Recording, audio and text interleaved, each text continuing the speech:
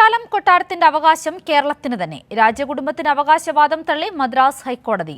സംസ്ഥാന സർക്കാരിന്റെ പൂർണ്ണ ഉടമസ്ഥതയിലെ കുറ്റാലം കൊട്ടാരത്തിൽ മികച്ച നിലയിൽ വികസിപ്പിക്കുമെന്ന് മന്ത്രി കെ.എൻ. ബാലഗോപാൽ പറഞ്ഞു. കുറ്റാലം കൊട്ടാരം കേരള സർക്കാരിന്റേതാണ് എന്ന തിരുനെൽവേലി RDO ഓഫീസറുടെ ഉത്തരവിനെ ചോദ്യം ചെയ്ത് സമർപ്പിച്ച ഹർജിയിലാണ് മദ്രാസ് ഹൈക്കോടതിയുടെ സുപ്രധാന വിധി. കുറ്റാലം കൊട്ടാരത്തിന്റെ പട്ടയം തമിഴ്നാട് സർക്കാർ കേരള സംസ്ഥാനത്തിന്റെ പേരിലാക്കിയത് റദ്ദു ചെയ്യണമെന്നായിരുന്നു ആവശ്യം. ഇത് തിരുനെൽവേലി RDO തള്ളിക്കളഞ്ഞു. RDOയുടെ ഈ ഉത്തരവിനെതിരെയായിരുന്നു തിരുവിതാംകൂർ രാജകുടുംബം മദ്രാസ് ഹൈക്കോടതിയെ സമീപിച്ചത്. രാജഭരണം മാറി ജനാധിപത്യ ഭരണം വരുമ്പോൾ തയ്യാറാക്കിയ ഉടമ്പടികളിലൊന്നും കൊട്ടാരത്തെക്കുറിച്ച് പരാമർശിക്കുന്നില്ലെന്നും രാജകുടുംബത്തിന്റെ വിൽപത്രത്തിൽ ഇത് സംബന്ധിച്ച കൃത്യമായ വിവരങ്ങളില്ലെന്നും കോടതി ചൂണ്ടിക്കാട്ടി.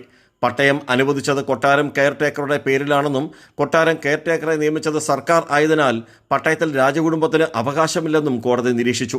രാജകുടുംബങ്ങൾ തമ്മിലുള്ള സ്വത്ത് കൈമാറ്റ രേഖകളിലും കുറ്റാലം കൊട്ടാരത്തെക്കുറിച്ച് പറയുന്നില്ലെന്നും കോടതി കണ്ടെത്തി. കുറ്റാലം കൊട്ടാരത്തെ പൂർണ്ണമായും സംരക്ഷിക്കുമെന്ന് മന്ത്രി കെ.എൻ. ബാലഗോപാൽ പറഞ്ഞു. കുറ്റാലം കൊട്ടാരം സംബന്ധിച്ച് ചില കേസുകൾ ഉണ്ടായിരുന്നത് കഴിഞ്ഞ ദിവസം കേരള സർക്കാരിന് അനുകൂലമായ വിധി വന്നു.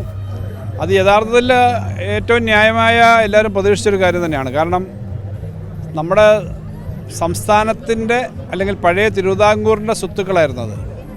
രാജ്യത്തിൻ്റെ പൊതു സ്വത്ത് അത് സർക്കാരിൻ്റെ സ്വത്താണ്, ജനങ്ങളുടെ സ്വത്താണ്. അതാണ് കോടതി വിധി വഴി വന്നത്. ആ കുറ്റാലം കൊട്ടാരം കൂടുതൽ മെച്ചപ്പെടുത്താനുള്ള ശ്രമങ്ങൾ ഇനിയും ഗവൺമെൻറ് ഭാഗത്തുണ്ടാവും. 2010 ഈ കൊട്ടാരത്തിന്റെ അവകാശം തമിഴ്നാട് സർക്കാർ ആവശ്യപ്പെട്ടിരുന്നുവെങ്കിലും കോടതി തള്ളി. കുറ്റാലം കൊട്ടാരവും സ്കോർപിയോൺ കൊട്ടാരവും സ്ഥിതി ചെയ്യുന്ന 58.68 ഏക്കർ ഭൂമിയുടെയും അതിലെ കെട്ടിടങ്ങളുടെയും ഉടമസ്ഥാവകാശം കേരള സർക്കാരിനാണെന്ന് തിരുനെൽവേലി റവന്യൂ ഓഫീസർ 2019 ഉത്തരവിട്ടിരുന്നു. തമിഴ്നാട് ഭൂമാഫിയയും കുറ്റാലം കൊട്ടാരം തട്ടിയെടുക്കാൻ നീക്കവും നടത്തിയിരുന്നു. രാജ്കുമാർ, കൈരളി ന്യൂസ്, കൊല്ലം.